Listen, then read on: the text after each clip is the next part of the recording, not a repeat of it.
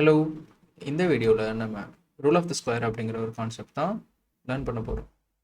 சரி, rule of the square அப்படின்னா ஒரு என் கேமில் ஒரு கிங் ஒரு பானை கேப்சர் பண்ணுமா இல்லையாங்கிறது பேசிக்காக ஐடென்டிஃபை பண்ணுறதுக்கான ஒரு சின்ன கான்செப்ட் தான். இப்போ இந்த பொசிஷன் பார்த்தீங்க அப்படின்னா ஒயிட்டோட பான் அடுத்த ப்ரொமோஷன் ஆக போகுது. இதை இப்போ பிளாக் ஸ்டான் அப்படின்னா பிளாக்கால் தடுக்க முடியுமா இல்லையான்னு கேட்டால் நம்ம என்ன சொல்லுவோம், சிம்பிளாக யோசிச்சுட்டு கிங் இங்கே போயிடும், இங்கே போச்சுன்னா அடுத்து ப்ரொமோஷன் பண்ணுறப்போ கேப்சர் பண்ணி பான் ப்ரொமோஷனை தடுத்துடலாம் அப்படிங்கிறது சிம்பிளாக கண்டுபிடிச்சிடலாம். இதுவே கிங்கும் பானும் கொஞ்சம் தூரமாக இருக்கும்போது எப்படி நம்ம குயிக்காக அதை கண்டுபிடிக்கலாம் அப்படிங்கிறத வச்சு ஐடென்டிஃபை பண்ணுறதுக்கான கான்செப்ட் தான் rule of the square. For example இந்த பொசிஷன் பார்த்தோம் அப்படின்னா ஜென்ரலாக என்ன பண்ண ட்ரை பண்ணுவோம், பிளாக் ஸ்டான் அந்த பானை கேப்சர் பண்ண முடியுமா முடியாதான்னு கேட்டாங்க அப்படின்னா யூஸ்வலாக கால்குலேஷன் எப்படி பண்ணலாம், கிங் இங்கே வருவாங்க, பான் புஷ் பண்ணாங்கன்னா மறுபடியும் இங்கே போக ட்ரை பண்ணலாம், அடுத்து கிங் D6 வரும், F7 புஷ் பண்ணால் கிங் E7 வரும், அடுத்து கரெக்டாக ப்ரொமோஷன் பண்ணும்போது கேப்சர் பண்ணிக்கலாம். இது நார்மலான கால்குலேஷன். இன்னொரு விஷயம் முக்கியமாக நோட்டீஸ் பண்ணிங்கன்னா, நான் ஏன் டயகனல்லே போகிறேன் அப்படின்னா டயகனலில் போகிறது தான் one of the best fastest way to reach other side. ஒரு இடத்துலேருந்து இன்னொரு சைடுக்கு போகிறதுக்கு அதுதான் ஃபாஸ்ட்டாக போக முடியும். ஏன்னா டயகனல் மூவ் பண்ணும்போது ஒரு ஃபைல் ஒரு ரேங்க் ரெண்டுமே அட் அ டைமில் கவர் பண்ணுவோம், அதுதான் விஷயம். இப்போ ரூல் ஆஃப் த ஸ்கொயரில் நாம் என்ன பண்ண போகிறோம் அப்படின்னா இந்த பான் இங்கே F4 இருக்குது, இதோட ப்ரொமோஷன் ஸ்கொயர் எவ்வளோ மூவ்ஸ் ஆகுதுங்கிற கவுண்ட் பண்ண போகிறோம். 1 2 3 4 சைட்லேயும் 1 2 3 4 கவுண்ட் பண்ணி இந்த ஓவரால் விஷயத்தை லைக் ஸ்கொயராக மாற்றணும் அப்படின்னா இதுதான் இந்த பானோட ரூல் ஆஃப் த ஸ்கொயர் அப்படின்னு சொல்லுவோம். இங்கே 4 மூவ்ஸ் அன்டில் ப்ரொமோஷன், லெஃப்ட் சைட்லேயும் 4 மூவ்ஸ் போடுவோம், இங்கே ரைட் சைட்லேயும் 4 மூவ்ஸ் ஆக்சுவலாக அந்த ரூல் ஆஃப் த ஸ்கொயரில் கவுண்ட் பண்ணணும். பட் இங்கே கிங் இந்த சைட் டைரக்ஷனில் இருக்கிறதுனால நம்ம இதை மட்டும் இப்போ மெயினாக கன்சிடர் பண்ணிக்குவோம். இதுதான் இந்த பானோட ரூல் ஆஃப் த ஸ்கொயர். இப்போ நான் இந்த ரூல் ஆஃப் த ஸ்கொயர் கண்டுபிடிச்சிட்டேன். இதை வச்சு என்ன பண்ணுறது அப்படின்னா இப்போ பிளாக் ஸ்டர்னில் அவங்க இந்த ரூல் ஆஃப் த ஸ்கொயருக்குள்ளே என்ட்ரி ஆகுறாங்க அப்படின்னா அந்த பான் ப்ரொமோஷன் பண்ணுறதுக்கு முன்னாடி அவங்களால கேப்சர் பண்ணிட முடியும் வித் கரெக்ட் பிளே அப்படிங்கிறது நம்ம அண்டர்ஸ்டாண்ட் பண்ணிக்கலாம். அதுதான் நம்ம பார்த்துருப்போம் கால்குலேஷன்லேயும். பான் புஷ் பண்ணுவாங்க, மறுபடியும் பார்த்தீங்கன்னா அந்த ரூல் ஆஃப் த ஸ்கொயருக்குள்ளே கரெக்டாக எட்ஜில் என்ட்ரி ஆகிட்டே இருப்பாங்க.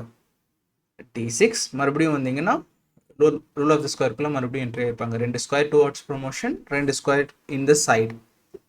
கடைசியாக ப்ரொமோஷன் பண்ணும்போது பிளாக் கிங்கால் அவங்களுக்கு கேப்சர் பண்ணிட முடியும். இப்போ இதை ஸ்டார்டிங்கில் இந்த கவுண்ட் பண்ணாமல் நான் குயிக்காக எப்படி ஐடென்டிஃபை பண்ணுறதுனா இன்னொரு சிம்பிளான ஒரு மெத்தட் இருக்குது. பான் எந்த டைரெக்ஷனில் ப்ரொமோஷன் ஆகுது அப்படிங்கிறத பார்க்கணும். இப்போ ஒயிட் பான்னா 8th ரேங்க் டுவர்ட்ஸில் ப்ரொமோஷன் ஆகும். அப்போ 8th ரேங்கோட டயகனலில் கனெக்ட் பண்ணணும். இப்போ பான் எங்கே இருக்குது அதையும் 8th ரேங்க் வரைக்கும் அதோட டயகனலையும் கனெக்ட் பண்ணிவிட்டு அப்படியே ஒரு கட்டம் போட்டோம் அப்படின்னா அதுதான் அந்த பானோட ரூல் ஆஃப் த ஸ்கொயர்.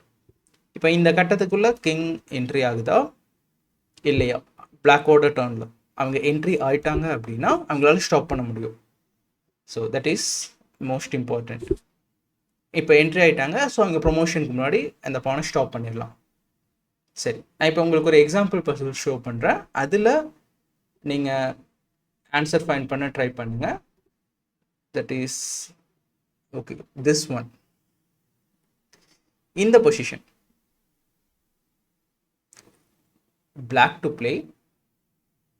இதில் ஒரு சின்ன ட்ரிக் இருக்குது, நான் அதை முடிச்சுட்டு சொல்கிறேன். But try to find.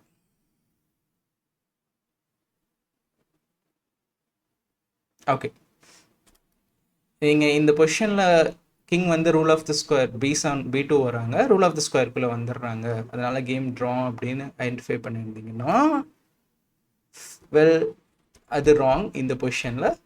ஏன்னா ஒவ்வொரு ரூல்லையும் ஒரு சின்ன சின்ன ட்ரிக்ஸ் இருக்கும், ஒரு சின்ன சின்ன எக்ஸப்ஷன்ஸ் இருக்கும். அதில் இருக்கிற ஒரு ஐடியா தான் இது. ஏன்னா பான் ஸ்டார்டிங்கில் இருக்கும்போது அதனால் 2 ஸ்கொயர் மூவ் பண்ண முடியும். Rule of the square apply ஆகுறது எப்போவுமே பான் ஒரு ஸ்கொயர் மூவ் பண்ணுற மாதிரி இருந்தால் மட்டும்தான். இப்போது ஃபார் எக்ஸாம்பிள் நான் இந்த ரூல் ஆஃப் த ஸ்கொயர் இந்த இடத்துல நான் எப்படி கால்குலேட் சொல்கிறேன்னா மெயினாக இப்போ கிங் B2 வராங்க, ஒயிட்டோட ஒரு மூவை நீங்கள் மைண்டில் கால்குலேட் பண்ணி ஆகணும். White can play H4 and then the rule of the square இதுக்குள்ளே மாறிடும். அந்த ரூல் ஆஃப் த ஸ்கொயருக்குள்ளே என்ட்ரி ஆகுறோமா இல்லையாங்கிறது தான் விஷயம். அதனால் எப்போ rule of the square calculate பண்ணீங்க அப்படின்னாலும் யாரோட பான் மூவ் ஆகுதோ அவங்க சைட்லேருந்து ஒரு பான் மூவ் பண்ணிவிட்டு கால்குலேட் பண்ணுறது பெட்டர். ஏன்னா ஸ்டார்டிங் ஸ்கொயரில் இருக்கும்போது மட்டும் பானால் 2 ஸ்கொயர் மூவ் பண்ண முடியும். அப்போ இந்த ரூல் ஆஃப் த ஸ்கொயருக்குள்ளே என்ட்ரி ஆனாலும் there will be an exception. So எப்போ rule of the square calculate பண்ணாலும் என்ன பண்ணணும், make a pawn move in your mind. அந்த பான் எங்கே போகுது அங்கேருந்து ஒரு rule of the square find பண்ணுங்கள். ஃபார் எக்ஸாம்பிள் கிங்கிங்க வராங்க, தென் நான் ஒயிட்டோட மூவை நான் கன்சிடர் பண்ணணும். பான் H4 ப்ளே பண்ணுவாங்க. H4 விளையாண்டாங்கன்னா ரூல் ஆஃப் த ஸ்கொயர் எப்படி கிரியேட் ஆகுது. ஏன் அந்த ஒரு மூவ் பண்ணணும்னு சொல்கிறேன்னா, ஒரு மூவ் பண்ணும்போது ஈஸியராக அந்த இடத்துல கரெக்டான rule of the square appear ஆகும். இப்போ கிங்கால் என்ட்ரி ஆக முடியாது அந்த ஸ்கொயருக்குள்ளே. அப்போ என்ட்ரி ஆக முடியாது அப்படிங்கும்போது பிளாக் கிங்கால் இந்த பானை ஸ்டாப் பண்ண முடியாது. அதுதான் சுச்சுவேஷன். ஏன்னா நம்ம டயகனலே ஃபாலோ பண்ணாலும் டு ஷோ யூ ஈவென்ச்சுவலாக ஒயிட் பான் ப்ரொமோட் பண்ணிடுவாங்க. அதுதான் ஓவராலாக நடக்க போகுது. So when it's in starting rank அதில் எக்ஸெப்ஷன்ஸ் இருக்கும். நீங்கள் எப்போவுமே பான் மூவ் மைண்டில் கால்குலேட் பண்ணிவிட்டு அதுக்கப்புறம் ஓவராலாக ஃபைண்ட் பண்ண rule of the square find பண்ண ட்ரை பண்ணுங்கள். ஓகே, பாய்.